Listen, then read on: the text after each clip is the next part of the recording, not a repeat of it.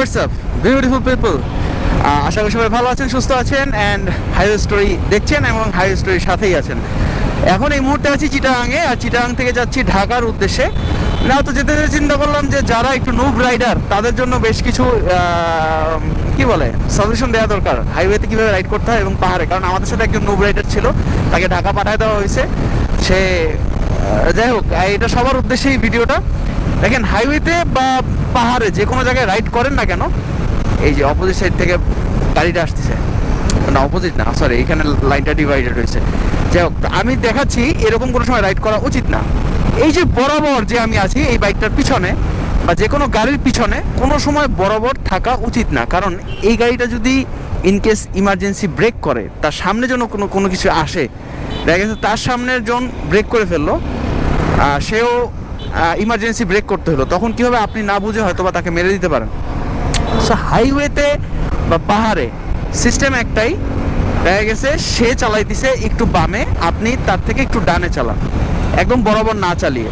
তাহলে হবে কি, বেশ অনেক রকমের সমস্যা থেকে আপনার সমাধান হয়ে যেতে পারে, বড় বড় দুর্ঘটনা থেকে। এবং আরেকটা জিনিস হচ্ছে, আপনি যখন রাইড করতেছেন তার থেকে প্রপার একটা ডিস্টেন্স মেনটেন করেন, তাহলে কি হবে, দেখা গেছে সে যখন ইমার্জেন্সি ব্রেক করবে তখন আপনি প্রস্তুত হয়ে যাবেন ব্রেক করার জন্য এবং রাস্তার মোটামুটি ভালো একটা ভিজিবিলিটি পাবেন।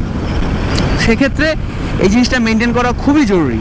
আরেকটা যেটা জিনিস, অনেকে কি করে যে হাইওয়েতে বা যে কোনো জায়গায় রাইড করতেছে, আমি হাইওয়ে বা পাহাড় আমি আলাদা করে বলবো না, রাইড করতেছে, আশেপাশে দেখে যে কোন জায়গায় কোন বেডি আছে, কোন জায়গায় কে কী করতেছে, কোন জায়গায় মানুষ হাঁকতে বসছে, হ্যাঁ কোন জায়গায় দাঁড়ায় মুড়তেছে, এগুলো দেখে। সামনের বাইকটা বা গাড়িটা যখন ইমার্জেন্সি ব্রেক করে তখন কী হবে, তার দিব মাইরা। যেমন আমার সাথে এরকম ঘটনা ঘটছে, একজন নুব রাইডারের ক্ষেত্রে, নুব রাইডার এই কাজটা করছে। তো অবশ্যই আপনাকে বামে বা কিছুটা ডানে থাকতে হবে, একদম বরাবর না থেকে।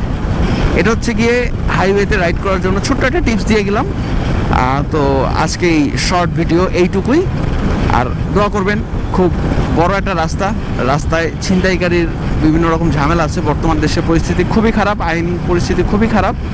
তো এই দিক থেকে রাতের বেলা রাইড করা একটু ঝামেলা বর্তমানে।